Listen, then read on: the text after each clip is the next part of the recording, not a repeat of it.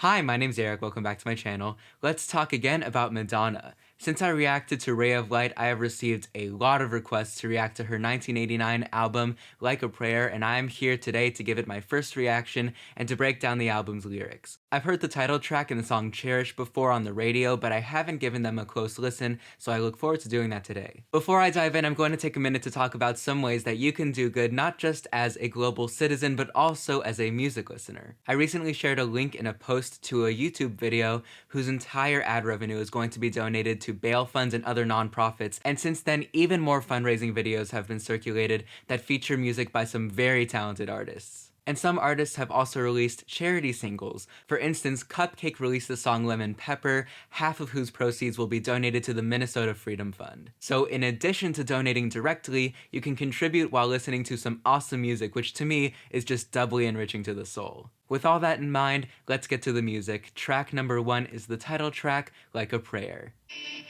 Oh, I haven't heard this intro before.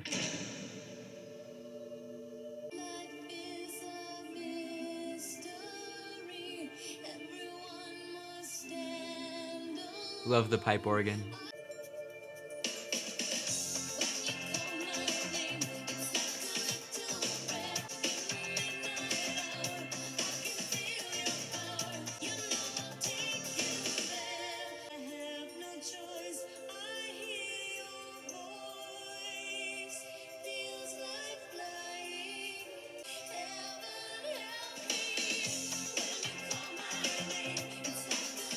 I love how it opens up on the chorus. And there's the choir. I love it.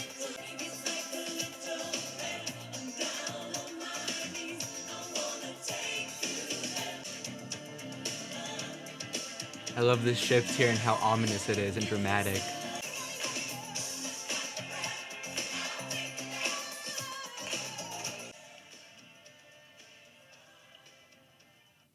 Never gets old. So the central lyrical idea of this song, using religious symbolism to talk about a romantic relationship, has been done before many times, but I think Madonna does it really effectively and successfully and elegantly here. I mentioned in my Ray of Light video that Madonna talks about learning the lesson that connection and unity are just so important, and that's a theme that also shows up in a lot of Janet Jackson's music, and it underlies this song as well. Because she opens the song by saying that human nature is such that we are all fundamentally alone.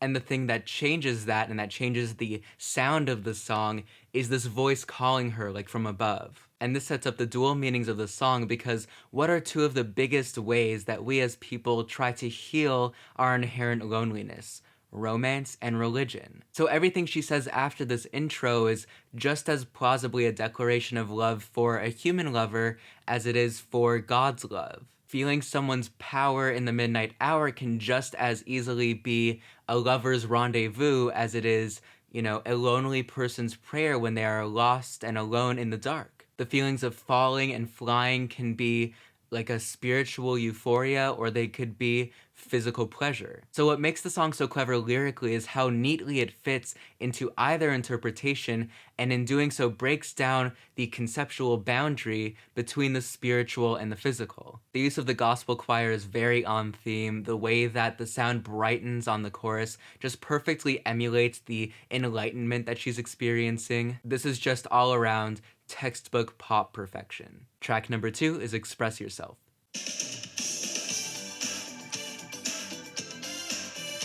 Ooh, it's a party.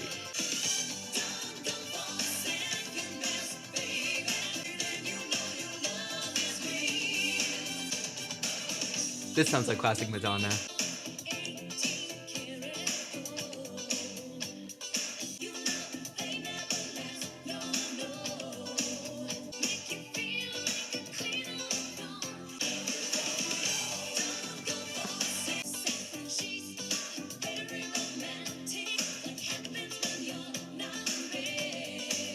Good question.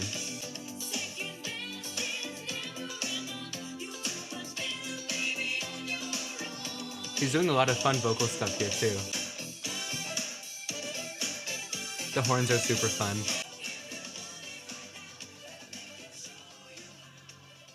That was so much fun. Immediately, I noticed that she does a similar thing lyrically on the first verse to what she did on Like a Prayer. She talks about how love is more important than material things, diamonds and gold, and then uses those images of luxury and wealth to talk about love, specifically with the idea of a throne. And again, the idea of treating a woman like a queen in a relationship is just something that people say when they are talking about relationships. But she extends the metaphor nicely so that we're not just jumping between images and ideas. But then she moves a little bit more into the literal conversational world on the second verse. The first half of the second verse is all images of luxury, long stem roses, satin sheets, and then she hits us with the question, what happens when you're not in bed? She's caught us in our romantic daydream and snapped her fingers in our face. That brings us into reality, and for the remainder of that verse, she speaks very literally like a friend. She says things like, second best is never enough, you'll do much better on your own. And then, of course, the conclusion or solution is to communicate, and I think that's good advice. Track number 3 is Love Song, which apparently is a collaboration with Prince.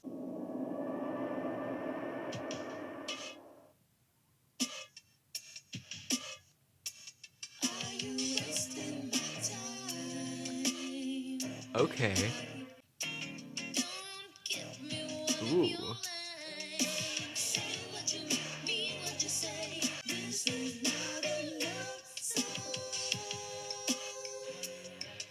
This is very different, and I like it. Ooh.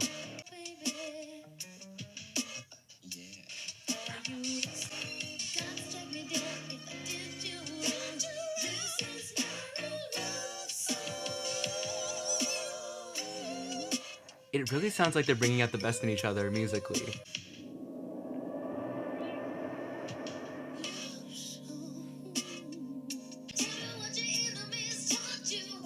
Ooh.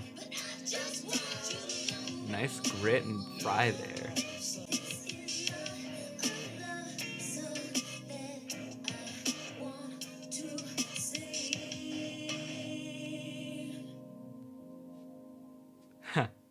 That was funny. This isn't a love song I want to sing, so she stopped singing. Wasn't expecting a full-on funk-leaning song, especially one that was that stripped back and weird, had so many very cool progressive production details.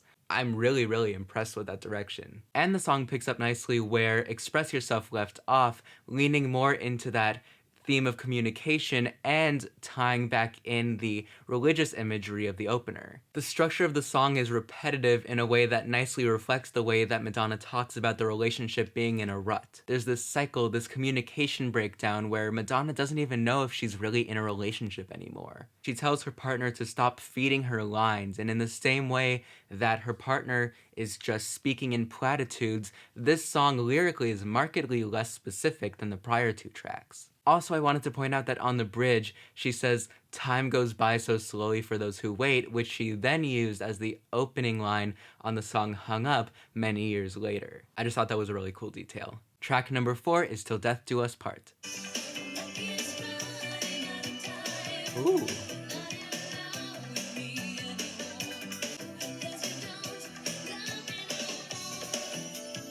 Ooh, got those chimes.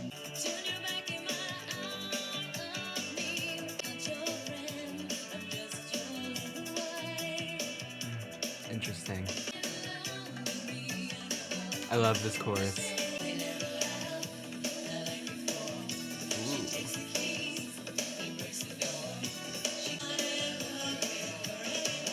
Ooh. Oh, interesting. There's like a shift in perspective. Oh, so there's like some violence going on.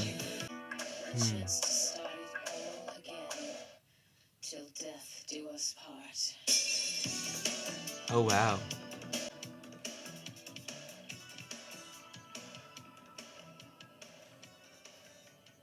You know, production-wise, that song almost sounded like it could have fit on Ray of Light, and in that way it was kind of ahead of its time. So the title of the song isn't talking about literal death, but the death of their love. The relationship is ending really grimly, she can feel it, and she's just waiting for the death knell to be rid of him. On the first verse there was an interesting line. She said, "I'm not your friend, I'm just your little wife." She has the title, but there's nothing underneath it, no connection. On the second verse, she uses a bruise as a metaphor for emotional pain, but she tells us that the bruise might not just be metaphorical, but literal, physical, when she talks about a fight between a married couple. She says, he takes a drink, she goes inside, he starts to scream, the vases fly. So this guy obviously is getting angry and throwing things. But from how Madonna talks about this couple, it's pretty obvious that even though she refers to them as other people, she's talking about herself and her husband. So the way that she tries to separate herself from that story, to me, feels like a trauma response. It's like dissociation. The truth of her experiences is too painful for her to recount firsthand. So she needs to separate herself from it in order to talk about it. Track number 5 is Promise to Try. Don't you forget her face, laughing away your tears. Oh, She was the one. I wonder if this is about her mother. Don't run away so fast. Think you forgot to kiss her goodbye. Oh, that's sad. She never fully dealt with it. Learn to forgive me. I promise to try. Feels like a lie. Vocals are very raw. Kiss her goodbye, but I promise to try.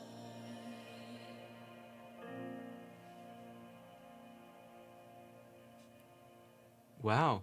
Okay. That was quite a turn. When she says at the end there, I can't kiss her goodbye, but I promise to try, I think that is her saying she hasn't fully coped with her mother's passing yet, but she promises to try. She promises to try to push through it into the future and not to dwell on the past. So the song is about, of course, the loss of her mother, just like Girl, the closer on Ray of Light. And just like she separated herself from her experiences on the prior track, here she is speaking to herself as a little girl. It probably is her past self that she's speaking to, but it could also be a version of herself who has been made to feel small by trauma, sort of like the little wife on the last track. But she uses this moment of confronting her pain and her past as a way of mustering strength for the future. And she explores this struggle with the very idea of time. On a love song, she said time goes by so slowly for those who wait, but here she's saying slow down. She says, little girl,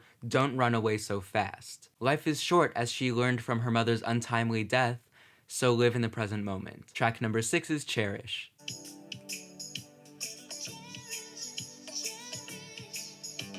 Very hard left turn tonally.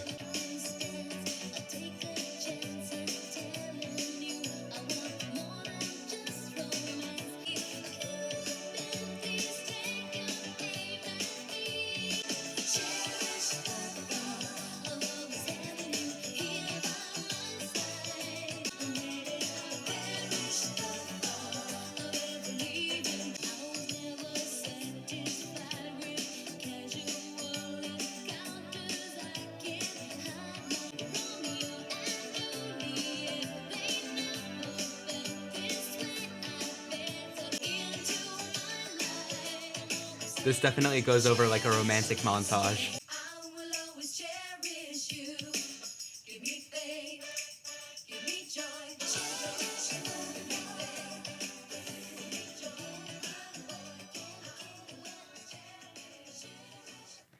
Definitely more upbeat than the last track, gotta say. We are definitely on an upward trajectory, and to convey that, it sounds like Madonna is tapping into the sound of 60s girl groups. Their music, like this song, often centered around themes of love and devotion. And Madonna's character is consistent across these tracks too. She's very interested in transcending just a normal physical relationship and accessing something deeper and greater. That was the idea of the title track, using the physical to access the ethereal. That was the lesson on express yourself. You know, relationships are more than just physical. And of course, she carries that over to this song. But just like Promise to Try introduced death as a motivating force to her, this song reinforces that and is colored by it. It sounds like she used the word perish, I think, but she also brings up Romeo and Juliet, who are famously star-crossed, ill-fated. So we get the sense that love isn't just a way of fighting feelings of loneliness, but also a way of fighting the passing of time and the inevitability of death. Track number 7 is Dear Jessie.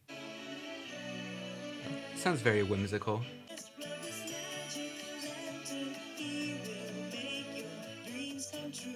Oh, okay, yeah, this is about a child.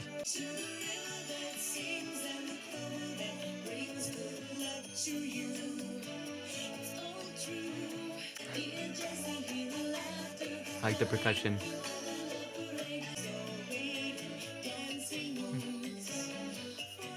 This is very different.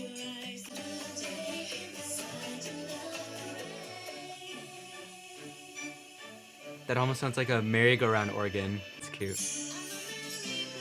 Okay. Oh, it was merry-go-round. Okay. Got a Renaissance fair. I like how the song kind of shapeshifts as it goes along. That's very musically adventurous. Jessie's a lucky kid to have a whole Madonna song about them. Love those Baroque strings. Gotta say, with all the twists and turns that this album has taken, that was a turn that I could not have seen coming. So of course this is a song about childhood innocence and holding on to that. It almost sounds like it takes place at Disneyland, or at least is informed by Disney movies and fairy tales and things like that. I very much enjoy the vibe. It's kind of like a Lisa Frank mood board almost, but whereas before she talked about basically how dark her childhood was, she's talking to this child, Jessie, and saying that their childhood should be bright, it should be full of fantasy and light and wonder. So going off of this theme of accessing something greater, that thing is basically the belief that things can go your way. On Till Death Do Us Part, I think she talked about her marriage running out of luck, and here she talks about picking a four-leaf clover. She's saying the things that have gone wrong for me, I want them to go right for you. Track number 8 is Oh Father.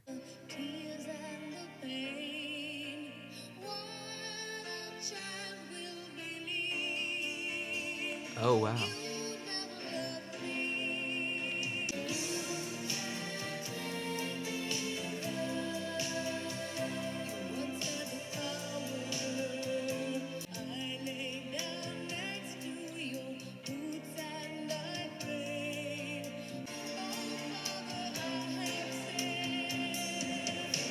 Oh, interesting. I can't tell if the percussion is just changing or if the time signatures are changing. Wow, again, a very strong contrast from the last song, but in the same theme of childhood.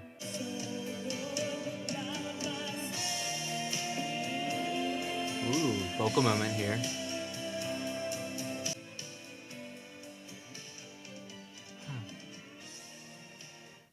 The sound of the song was very interesting. It almost is like what we would consider today adult contemporary, but a weirder take on that. And here we're returning to the collapsing of the personal and the religious, specifically with the line, "Oh Father, I have sinned." She's talking to her literal father or to a priest in the context of confession. And this again is also about her childhood, so we have the song open with tears and pain in very stark contrast to the rainbows and fairies we had on Dear Jessie. She says, "I lay down next to your boots and I prayed for your anger to end." It's almost like bootlicking, this desperate prayer and groveling for his approval. And we have an important character moment on the third verse when she says, "Maybe someday when I look back, I'll be able to say you didn't mean to be cruel, somebody hurt you too." And what she's learned is to do the opposite. Because she had a tough childhood, she wants Jessie, the child from the last song, to have a happy one. Because she has been hurt in her relationships, she wants to cherish and honor good love. So she's breaking this cycle of pain. Track number 9 is Keep It Together. Ooh, okay. We are definitely in the 80s here. And this is definitely more hip-hop influence too.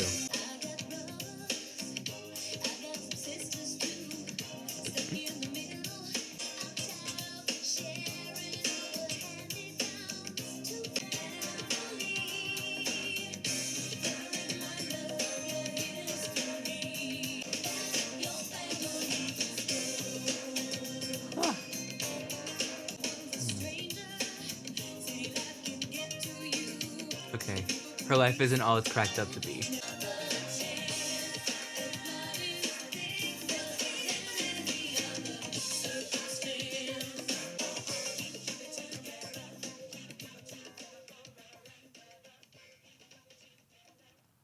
Interesting. So there's been sort of some rock influences, but this is definitely the most hip hop influenced track so far. So keeping with her intention to break the cycle of pain and trauma and disrupted families, she intends to embrace her family, specifically her siblings. And just like earlier, she wanted to transcend physical love and embrace higher love. Here, she wants to transcend the fleeting and limited rewards of seeking strangers' approval and the approval of her peers in the entertainment industry and look for that where it matters to her, her family. So beyond people just being born into a lonely world, living in a city and specifically working in this industry makes that loneliness worse. And these are the same issues she was dealing with nearly 10 years later on Ray of Light. And again, she turned to the same solutions: family and faith. Track number 10 is Spanish Eyes. And I have heard that, like Janet Jackson's song Together Again, this is about losing a friend to AIDS, so I'm interested to see how Madonna communicates that. We've got some Spanish guitar for the Spanish Eyes.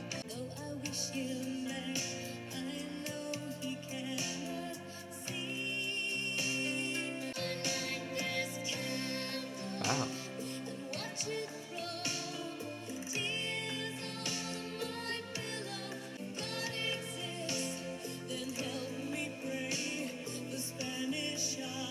Oh wow, okay.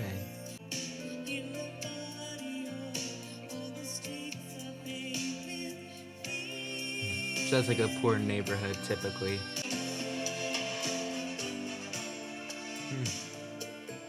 The horns make it that much more powerful.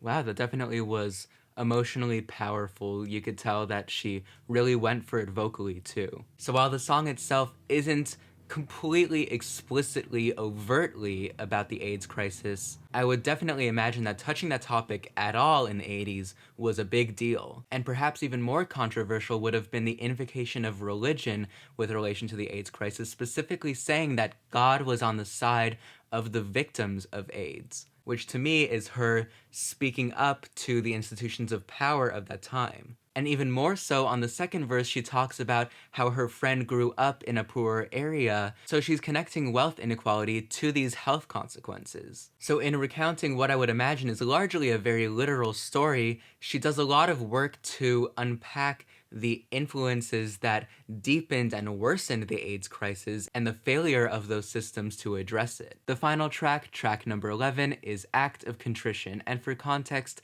contrition is regret or remorse that specifically comes up in Catholicism, basically as a way of dealing with sin after the fact. I don't know if you can hear, she is whispering. Oh! We've got some reversed sounds here. Oh, it's a gospel choir reversed. Oh my god. Oh, it sounds like the choir from like a prayer. Oh my god. My heart is sorry. I reserve. I resolve. I have a reservation.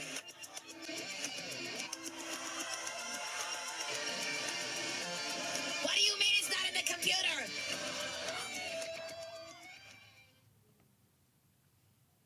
Wow, and that's how the album ended. Okay, so I just looked it up because the lyrics were so obtuse and biblical, and this was verbatim a Catholic prayer. And like I mentioned, it sounds like the background noise was the gospel choir from the opener, just in reverse. So the album ends on a mirror image of the way that it opened. And this is interesting, especially when this prayer tells us that she is confessing her sins. So is she saying that the rest of the album was her relaying to us the ways that she sinned. Was the opener a sin and now she is undoing it, and that's why it's playing in reverse? Or as implied by the title of the album, were the other songs just like this closer, her deepest prayers? And maybe it's both. Take the title track, for instance. She could be sanctifying her embrace of physical love by putting it on the same level as this literal traditional prayer, or she could now be revealing through this confessional prayer that on some level she's afraid